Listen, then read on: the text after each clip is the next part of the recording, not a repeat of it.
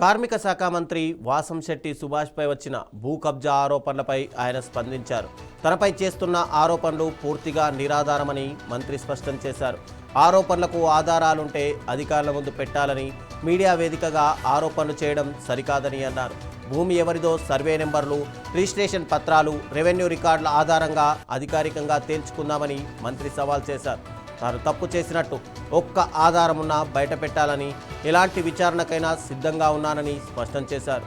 రంగబాబు అనే వ్యక్తి గతంలో గ్రీవెన్స్లో ఫిర్యాదు చేసిన అంశాన్ని మంత్రి ప్రస్తావించారు. తన భూమిని కొందరు కబ్జా చేసేందుకు ప్రయత్నించారని అప్పట్లో ఫిర్యాదు చేసినట్టు తెలిపారు. ఇదే అంశంలో జోగు రమేష్, హుస్సేన్ రాజు పేర్లతో గతంలో వివాదాలు, ఫిర్యాదులు జరిగినట్టు మంత్రి పేర్కొన్నారు.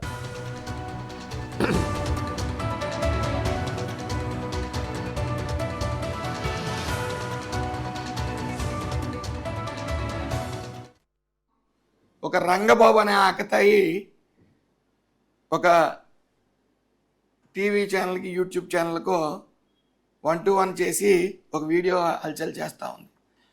అవసరం లేని అభియోగాలు చేస్తూ ఆయన భూమి మీద నేను కబ్జా చేసినట్టు, రికార్డ్స్ మార్చినట్టు, అడంగలు మార్చినట్టు చూపిస్తూ ఉన్నాడు. ఆయన చూపించేదల్లా ఆయన డాక్యుమెంట్స్ ఆయన చూపిస్తున్నాడు. కాబట్టి ఇది ఆ రంగబాబు అనే వ్యక్తి 2025 17 7వ నెలలో నాకు ఇచ్చిన కంప్లైంట్. అందులో జోగి రమేష్ అనుచరులు అతని భూమి కబ్జా చేయబోతున్నారని చెప్పి ఆయన ఇచ్చిన కంప్లైంట్. తర్వాత అదే రోజున పార్టీ గ్రీవెన్స్ విజయవాడలో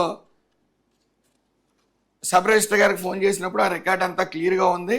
ఇతనికి ఇదే పని, అంత మనందరికీ కంప్లైంట్లు పెడతా ఉంటాడు, ఇతనికి పని పాట లేదండి, ఇతని మానసిక స్థితి కూడా అంత కరెక్ట్ కాదని చెప్పి ఆయన చెప్పడంతో అదే విషయం ఆయనతో చెప్తే అతను వాదోపవాదాలకు దిగినప్పుడు కొద్ది కోప్పడిన మాట వాస్తవం. అప్పటి నుంచి కూడా ఇతను ఏదో ఎలిగేషన్స్ చేస్తానే ఉన్నాడు. అదేవిధంగా ఈయనకి జోగి రమేష్తో పాటు హుస్సేన్ రాజు శాసన మండలి చైర్మన్ గారి మీద కూడా అప్పట్లో ఆయన మీద ధర్నా చేసిన ఆయన ఇతను భూమి కబ్జా చేస్తున్నట్టు ధర్నా చేయడం కూడా చేసింది. దాని నిమిత్తం హుస్సేన్ రాజు గారు ఒక కంప్లైంట్ 6/6/2026న కంప్లైంట్ ఒకటి రిజిస్టర్ చేయడం జరిగింది. దాని నిమిత్తం ఎఫ్ఐఆర్ కూడా చేయడం జరిగింది. ఇప్పుడు అసెంబ్లీకి వస్తానని రంగబాబు అంటున్నాడు.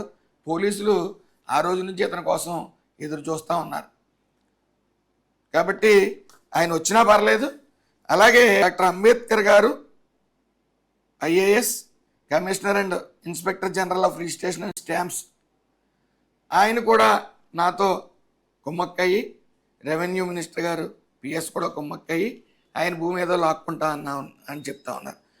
ఇంచుమించు ఈ రంగబాబు అనే వ్యక్తి 20 నుంచి 21 సార్లు గ్రీవెన్స్లో కానీ పార్టీ ఆఫీస్లో కానీ కంప్లైంట్లు ఇవ్వడం జరిగింది. దాని నిమిత్తం సిఎస్ గారికి అడ్రస్ చేస్తూ అంబేద్కర్ గారు క్లియర్ డీటెయిల్స్, ఈ భూమి అంతటికీ కూడా అనేక సార్లు ఇతను ఇబ్బంది పెడుతున్నాడు, అధికారులందరినీ కూడా ఇతను ప్రతిసారి గ్రీవెన్స్లు పెట్టి అక్కర్లేని ఎలిగేషన్స్ చేస్తున్నాడని చెప్తూ, అది 22Aలో 10-12 ఇయర్స్ బ్యాకే 22Aలో ఉండటం జరిగింది.